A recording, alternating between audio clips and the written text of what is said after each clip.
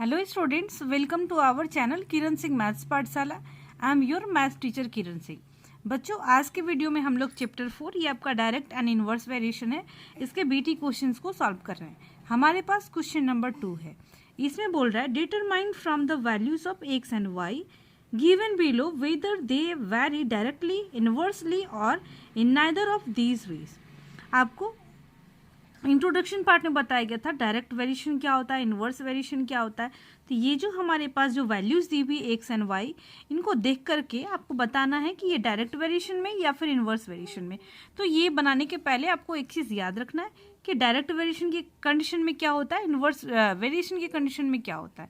तो direct variation की condition में अगर दो क्वान्टिटीज़ है, मान लीजिए आपके पास दो क्वान्टिटीज़ एक्स एंड वाई है, तो दोनों या तो बढ़ेगा या तो घटेगा साथ में। एंड इनवर्स वेरिएशन की कंडीशन में एक बढ़ता है तो दूसरा घटता है, एंड अगर पहला वाला घटेगा तो दूसरा वाला बढ़ेगा।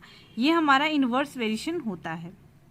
फॉर एग्जाम्पल में आप ले सकते हैं, मान लीजिए अगर 1 लीटर पेट्रोल में आप 1 लीटर पेट्रोल में 60 किलोमीटर चलते हैं, तो 2 लीटर पेट्रोल अगर आपके पास होगा तो 120 किलोमीटर आप डिस्टेंस ट्रैवल कर पाएंगे। यानी अगर लीटर्स यानी पेट्रोल की क्वांटिटी अगर बढ़ती है तो डिस्टेंस बढ़ता है, अगर पेट्रोल की क्वांटिटी घटेगी तो डिस्टेंस आपका घटेगा। तो आप देख रहे हैं, वन क्वांटिटी बढ़ने के बाद दूसरी क्वांटिटी भी बढ़ रही है, वन क्वांटिटी के घटने के बाद दूसरी क्वांटिटी भी घट रही है, तो ये डायरेक्ट वेरिएशन हो गया। अब इसी तरीके से मान लीजिए कोई काम 2 वर्कर मिल करके 3 दिन में कंप्लीट कर रहे हैं, तो इसी तरीके से अगर नंबर ऑफ वर्कर्स की संख्या 3 हो जाएगी तो हो सकता है वो काम आपका 1 डे में या फिर उससे कम में।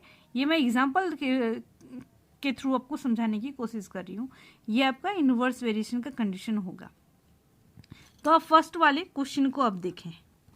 अब इसमें क्या है हमारे पास, तो आपको एक चीज और ध्यान में रखना है कि डायरेक्ट वेरिएशन की कंडीशन में आपके पास जो रेशियो होता है एक्स बाई वाई ये कांस्टेंट के बराबर होता है।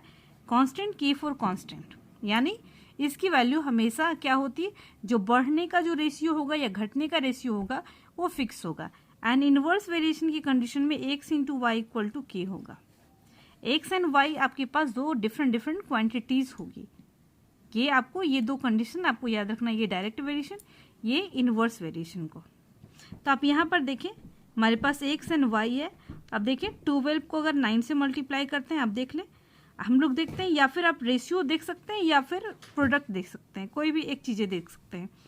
12 इंटू अगर 9 करते हैं तो आपके पास हो गया 9 2 ज़ा 18, 1 कैरी आपके पास बचा, 9 1 ज़ा 9, 110, 108। दूसरे को भी आप मल्टीप्लाई करें, 6 3 ज़ा 18, 3 3 ज़ा 9, 110। इस तरीके से अगर सब आप सारे को मल्टीप्लाई करेंगे तो आई थिंक कि सब में 108 ही आएगा। तो यानी प्रोडक्ट हमारे पास क्या आ रहा है, कांस्टेंट आ रहा है, यानी सिमिलर आ रहा है, तो ये इनवर्स वेरिएशन होगा। आपको यहाँ पर बोल रहा था determine from the values of x and y given below whether they are vary directly, inversely और in neither of these cases. तो हम लोग यहाँ लिखेंगे here x and y vary inversely. क्यों? क्योंकि प्रोडक्ट आपका कांस्टेंट आ रहा है। ये आपके फर्स्ट वाले का आंसर हो गया।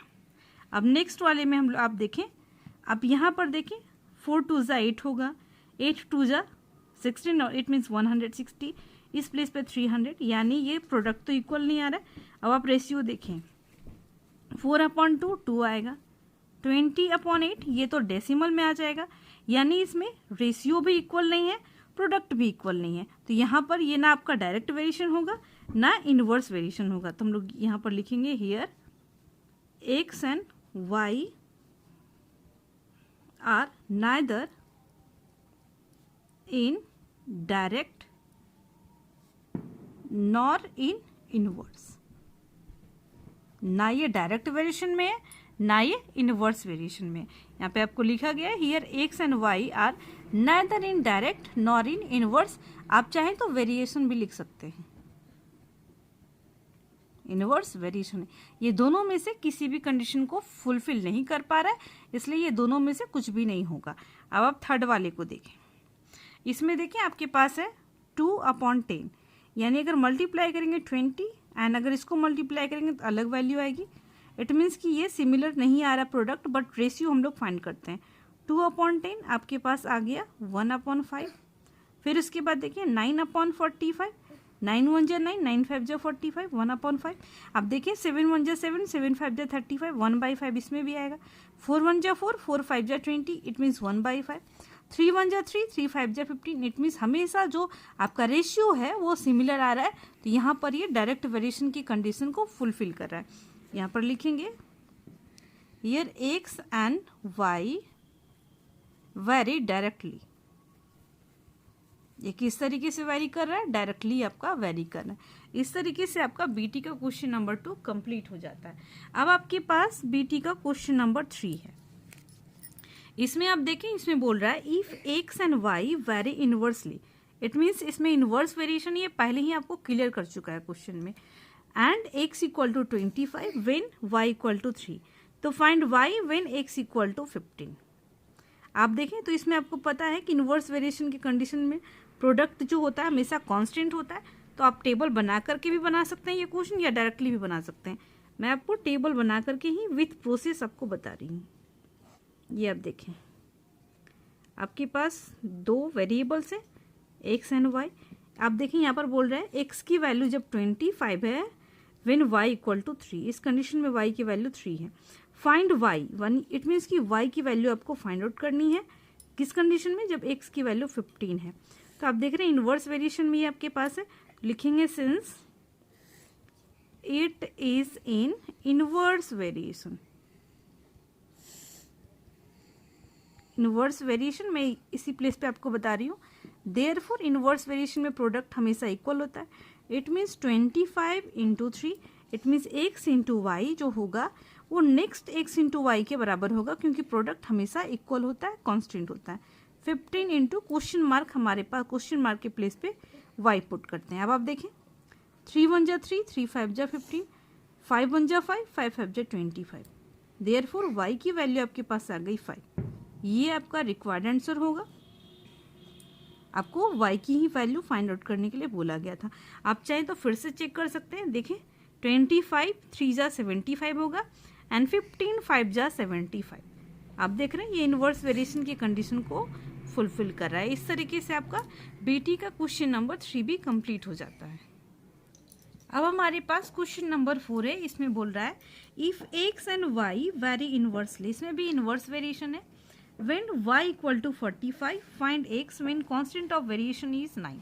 आप देख रहे हैं आपके पास y की वैल्यू दी हुई 45, हमें x की वैल्यू फाइंड आउट करनी है। आपको लिखा है find x when constant of variation, तो आप देखें constant of variation, constant of variation को कैसे रिप्रेजेंट करते हैं? ये आपके पास 9 है, तो आप देखें लिखेंगे since it is in inverse variation,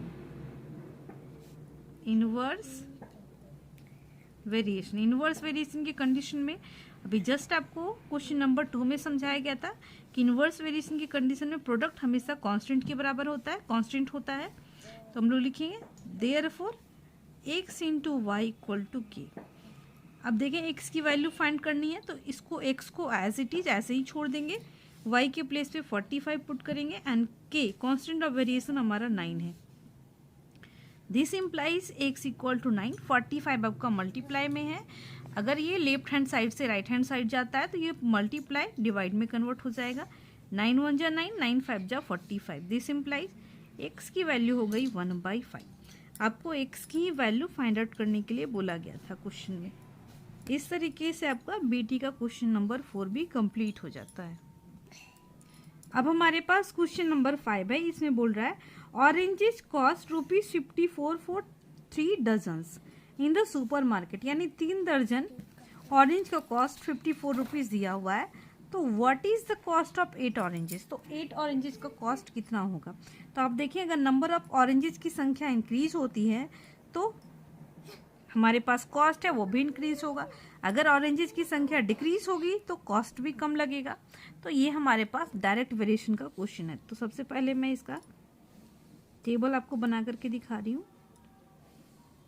सबसे पहले हमारे पास है number of oranges, number of oranges. Next column में हम लोग लिखेंगे कॉस्ट। आप देखिए कितने ऑरेंजेस है? 3 dozen. 1 dozen equal to 12, 1 dozen equal to 12। तो आपके पास 3 डजन्स इक्वल टू क्या हो जाएगा 12 इंटू 3, आपके पास आ गया 36, यानी टोटल ऑरेंजेस 36 है। इट मीन्स 36 ऑरेंजेस का कॉस्ट आपके पास 54 है। तो आप ऑरेंजेस कितने खरीदने हैं 8, तो इसका कॉस्ट क्या होगा ये हमें फाइंड आउट करना है। मान लीजिए इसको हम लोग x से रिप्रेजेंट करते हैं एंड ये हमारे पास y है। तो ये आप देख रहे हैं हमारे पास डायरेक्ट वेरिएशन का क्वेश्चन है, तो लिखेंगे since it is in direct variation. Direct variation, तो डायरेक्ट वेरिएशन की कंडीशन में हमारे पास क्या होता है x बाई वाई, जो हमारे पास रेशियो वो कांस्टेंट होता है। It means 36 by 54 equal to 8 upon, ये देख रहे हैं क्वेश्चन मार्क के प्लेस पे y पुट कर रही हूँ। अब हम लोग इसको इसमें क्रॉस मल्टीप्लाई करेंगे। अब देखिए इसमें क्रॉस मल्टीप्लाई अगर हम लोग करेंगे हमारे पास हो जाएगा 36y equal to 54 into 8। This implies y equal to 54 into 8 upon 36। आपके पास हो जाएगा 6 6 जा 36, 6 9 जा 54। अब आप देखें फिर से 3 बार में हो जाएगा, 3 2 जा 6, 3 3 जा 9। अब आपके पास 2 1 जा 2, 2 2 जा 4। y इक्वल टू ₹12, यानी कॉस्ट हमारे पास क्या हो गया, therefore cost of 8 oranges equal to ₹12। इस तरीके से आपका बीटी का क्वेश्चन नंबर 5 भी कंप्लीट हो जाता है। नेक्स्ट वीडियो में हम लोग आगे के क्वेश्चंस को सॉल्व करेंगे। Thanks for watching me.